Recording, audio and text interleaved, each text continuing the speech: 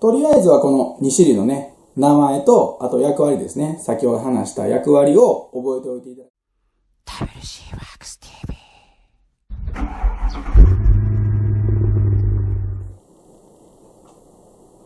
TV。いつも WC Works TV をご覧いただき、ありがとうございます。ありがとうございます。Hi guys, it's WC. Thanks for watching my video.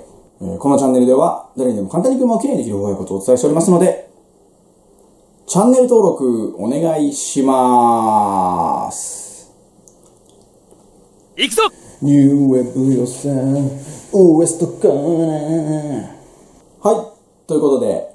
今回はですね、前回に引き続き、車磨きの初めての道具選びということで、お話をね、していきたいと思います。よろしくお願いします。前回の動画で、ポリッシャーですね、研磨機についてお話をさせていただきました。で、その中で、ざっくりとね、ポリッシャーの種類だったり、性能、あとは初めてポリッシャーを買う方にはこういうポリッシャーがおすすめですよっていうお話をしてます。で、今回は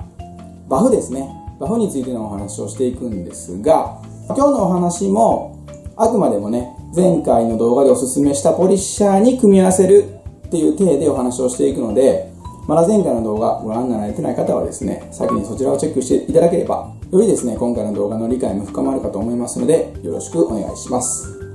ではですね、今回、バフ編ですね。ということでお話をしていきます。行くぞ！今回もですね、前回と同じように、初心者の方にも分かりやすいように、ざっくりとしたお話をね、かいつまんでやっていきますので、一つよろしくお願いします。Let's get started. まずですね、バフの種類なんですが、大きく分けて、2つです。2種類しかありません。はい。これをね、まず押さえておいていただきたいなと思います。でまず、1つ目が、こういうね、ウールバフって呼ばれているものです。これウールってことなんで、羊毛ですよね。その名の通りですね、こういう風な感じでバフの表面がね、毛になってるんですね。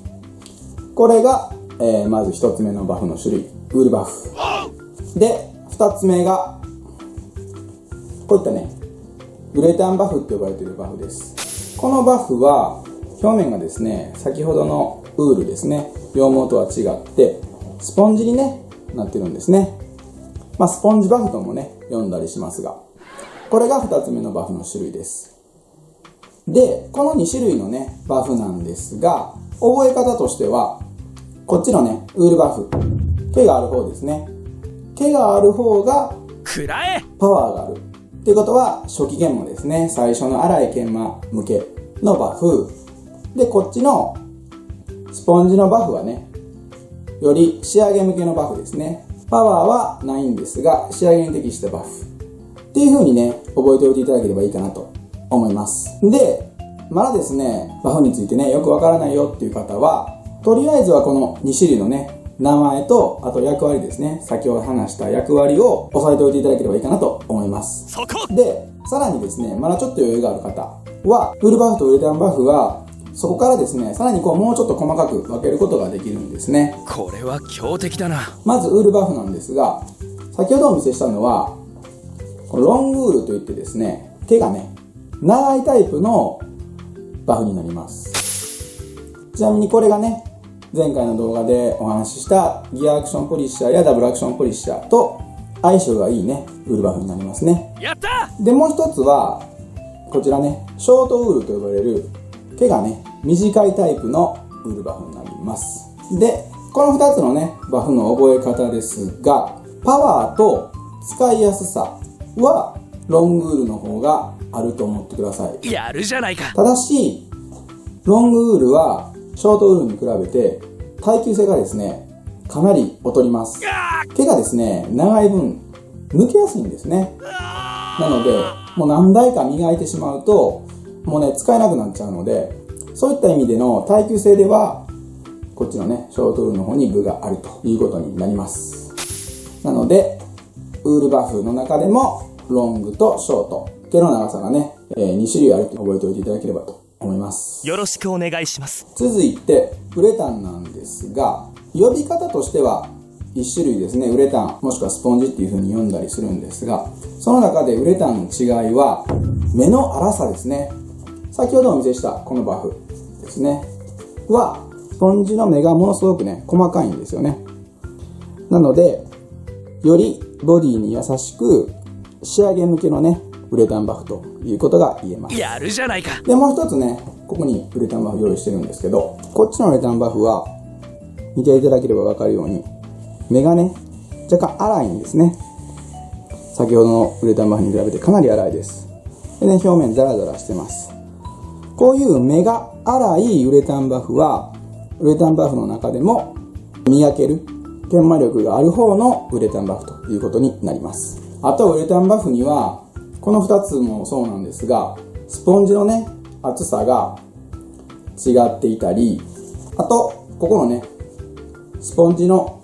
硬さですよね、弾力が違ったりもしますが、とりあえずですね、目が細かければ細かいほど仕上げにね適したウレタンバフだと思っていただければいいかなと思います。反対に目が粗ければ粗いほどより研磨力のあるねパワーのあるウレタンバフという風に覚えていただければいいかなと思います。よろしくお願いします。で、バフについて視聴者の方からよくいただく質問が、こういう車をこのポリッシャーでこのコンパウンドで磨こうと思いますと、ただウールバフで行っても大丈夫でしょうかみたいなね質問が多いんですね。で、多分磨きをちょっとね知ってる方だとやっぱりこのウールはよく磨けると、ただその分ですね塗装を飛ばしてしまわないかっていう風な心配をねされてる方が結構多いように感じます。そういった時にですね、僕がいつもお話しするのは、そもそも磨きっていうのは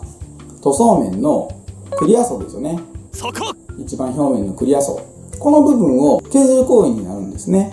なので削ればどっかで終わりが来るというかなくなってしまいます。なのでできるだけ少ない量しか磨かなくても綺麗になるのであればそれに越したことはないんですよね。なのでそういった質問をいただいた時に僕がいつもお答えしているのは、とりあえずウレタンで磨いてみてくださいと。まずね、まずウレタンで磨いてみて、それでもう綺麗にできるんであればね、少ない研磨量で済むわけですから、それでも OK なわけですよね。むしろそっちの方がいい。やった！でももしウレタンで磨いても落とせないような傷だったりスポットがある場合は改めてね、こっちのウールバフで磨かれればいいんではないでしょうかという風なお話をいつもしてます。で、ウールバフですね、ウレタンバフに比べて磨ける研磨力があるっていう風なお話をしました。確かにそうなんですが、例えばシングルアクションのポリッシャーでガンガンね熱を入れながら磨いたりすれば塗装をね飛ばしてしまう可能性っていうのはあります。特にねプレスラインとか角とかっていうのはあっという間に飛んでしまうことがあります。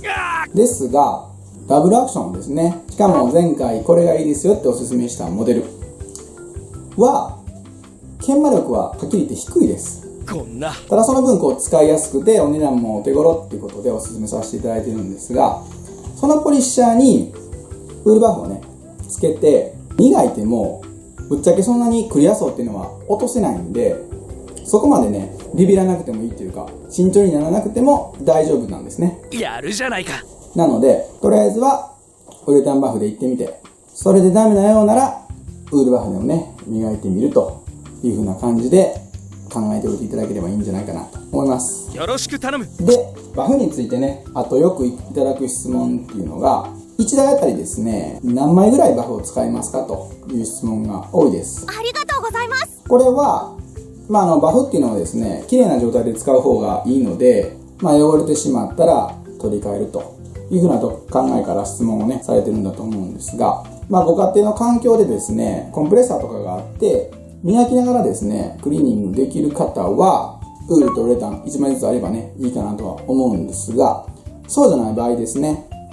は、車のサイズにもよるんですが、2枚か3枚ずつぐらいあれば十分かなと思います。ウレタンに関しては、あまりコンパウンド絡みついたりしにくいので、1枚、2枚あればね、もう十分かなとは思います。はい、ということで、今回はですね、磨きの道具のバフについてざっくりとした解説をさせていただきました。ありがとうございます。いろいろ話しましたけど、大きなね、ポイントとしては、バフにはウールとウレタンがありますと。で、ウールの方がパワーがあって、ウレタンの方が仕上げ向けっていうことと、あと迷ったらウレタンからやってみるというね、この2つのポイントを押さえておいていただければいいんじゃないかなと思います。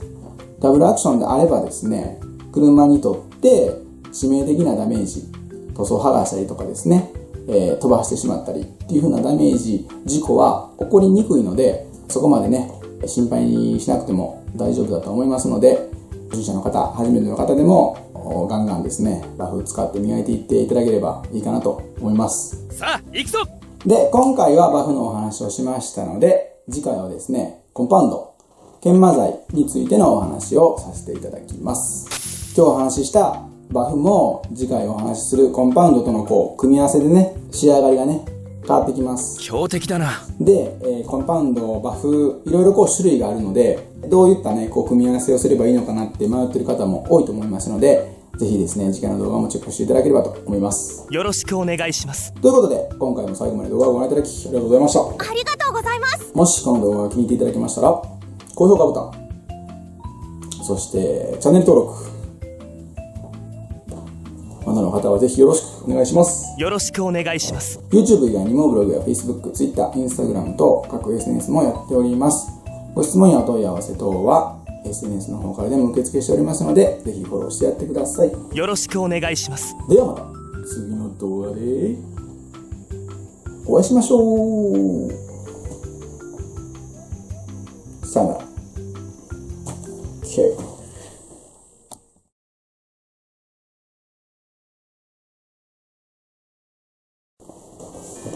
よし。いきますか。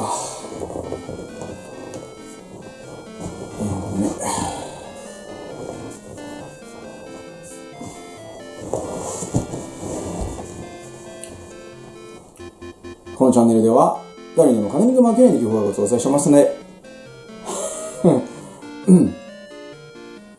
ざっくりとね、初めてでまだ覚えておいていただければいいかなと思います。とりあえず、今日話したバフも次回話す